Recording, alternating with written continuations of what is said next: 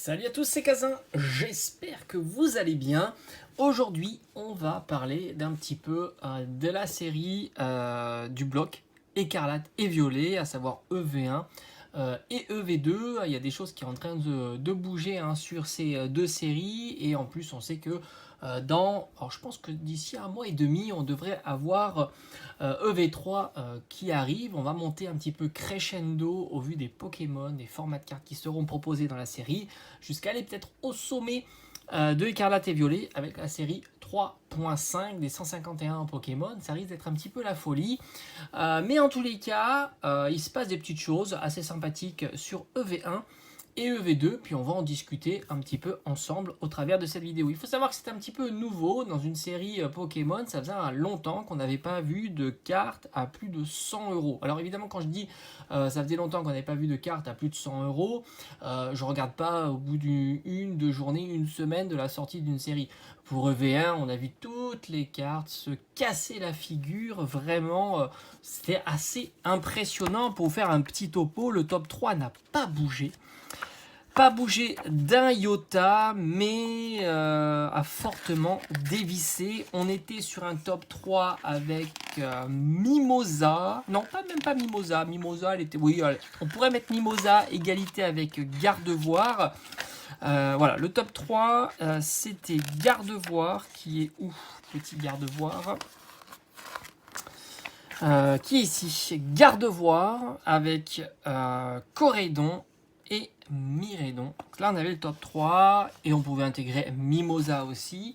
Alors Mimosa, évidemment, elle a été portée par l'euphorie de la cotation de la carte en version japonaise, mais on sait très bien qu'il ne faut pas du tout s'y fier. Gardevoir, alors Gardevoir, c'est une carte maintenant que tu peux trouver aux alentours de 60 euros. Si tu fais un petit effort, je pense qu'à 50-55 euros, tu peux même la trouver, mais disons que 60 euros, c'est plutôt très facile. Après, on a Corédon qui n'a. Alors, lui, Corédon, il s'est fait éclater. On le trouve aux alentours de 55-60 euros. Et je pense que si tu es un peu patient, à 50 euros, tu le trouves assez facilement. Pour moi, c'est la plus belle de la série. Je m'en cache pas. Je trouve que d'Eden devant, l'effet comme ça de jungle, c'est plutôt très très réussi. J'aime beaucoup. Pour moi, elle est hors budget parce que je mets rarement plus de 30 euros dans une carte. Même si elle regroupe pas mal de choses, c'est une full art alternative secrète, donc c'est vrai qu'elle est plutôt très très sympa. Mais c'est vrai que j'évite de mettre plus de 30 euros dans une carte, et c'est pas le format de carte qui m'intéresse le plus, c'est vraiment la carte précisément.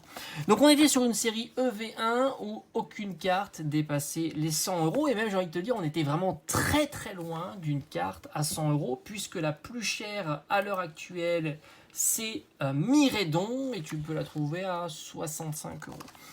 EV2, les choses ont évolué un petit peu sur EV2, et ça commence un petit peu à se préciser tout ça. Alors il faut savoir, donc c'est ce que je pensais un petit peu, Machine c'est pareil, euphorie portée par la valeur de la carte en version japonais, mais là elle est en train de fortement diminuer, tu peux même la trouver aux alentours, on va dire de 70 à 80 euros, et je suis pas certain qu'elle continuera pas un petit peu à diminuer. Alors ça, c'est pas sûr à 100%, on ne peut pas savoir évidemment, mais disons qu'elle est sur une tendance où elle diminue petit à petit. Il y a la carte, alors il y a énormément de cartes qui ont diminué dans cette série. Le Yu-Yu, alors qui était aussi porté un peu par l'euphorie, a fait que diminuer. Tu peux le trouver pour une petite quarantaine d'euros. Donc les cartes en fait secrètes alternatives, qui étaient habituellement les 2 étoiles secrètes alternatives, qui étaient habituellement les plus recherchées, sont complètement passées à côté sur cette série-là. Pas étonnant, parce qu'ils ont mis des Pokémon qui sont évidemment pas populaires. On a Miascarade, que tu peux trouver pas très cher, 40-45 euros. Palmaval, c'est pareil, une vingtaine, trentaine d'euros. Flamigator, même combat, une trentaine d'euros. Donc tous ces Pokémon-là ont été surpassés par d'autres formats de cartes, et évidemment par des Pokémon plus populaires. On voit que, alors il y a une petite tendance sur Boadjian qui a l'air, lui, d'être assez populaire quand même. J'ai l'impression que c'est celui qui s'en sort le mieux par rapport aux autres nouveaux Pokémon qui sont mis en avant. D'ailleurs, Boadjan reste dans un... je dirais que c'est le top 3, on doit être aux alentours d'une cinquantaine, une soixantaine d'euros pour cette carte-là, alternative. Je la trouve assez sympa. Moi j'avais acheté la carte Gold à 15 euros. Alors c'était assez marrant parce que les cartes Gold, quand elles sont sorties, alors comme à leur habitude, hein, elles sont peu recherchées et elles étaient plutôt très très bon marché, puisque pour vous donner un petit peu un critère, je crois que c'était 15 euros le Boadjan X, et maintenant il est plutôt vers 20-25 euros pour cette carte-là. Même Dinglu, qu'on en trouvait à 8, 9, 10 euros, on le trouve maintenant plus difficilement à ces prix-là. Il a augmenté, contrairement à des cartes qui sont faites complètement ratiboisées, comme du Palmaval, qui lui, ça a été un carnage hein, sur ce format de carte-là. Après, il y a des cartes qui ont très très bien résisté, qui ont même augmenté. Hein. J'ai en tête le Tyrannosif ici, que moi j'ai acheté pas à sa sortie, puisqu'on pouvait le trouver aux alentours de 25 euros à sa sortie. J'avais loupé le moment, hein, puisque je pensais que c'était beaucoup trop cher, 25 euros pour ce format de carte. Et c'est vrai qu'on a été beaucoup à être surpris de voir que c'est ces formats de cartes-là qui ont été les plus prisés dans cette collection. On est sur une secrète simple étoile, et c'est vrai que je ne comptais pas mettre ce genre de prix. Il est aux alentours de 45 euros en ce moment, et moi j'ai eu la chance de l'avoir pour 30 euros, et en plus en super état, parce qu'on ne sait jamais quand tu achètes une carte sur internet, tu n'es jamais sûr d'avoir pas un ou deux petits défauts que tu vois pas, hein, tout simplement.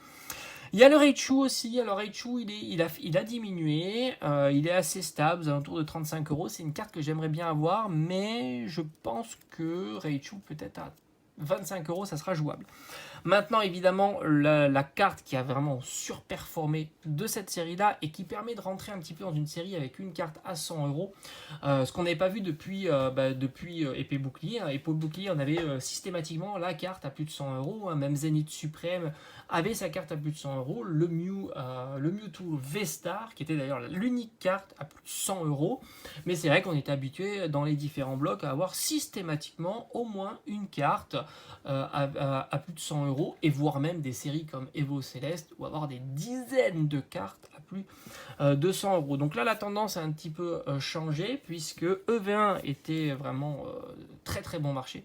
J'ai envie de te dire, faire un Master Set EV1, enfin, avec les Rivers c'est toujours chiant, mais disons un set complet EV1 c'est plutôt très facile, avec un budget super raisonnable quand on sait qu'un booster ça coûte 6 euros.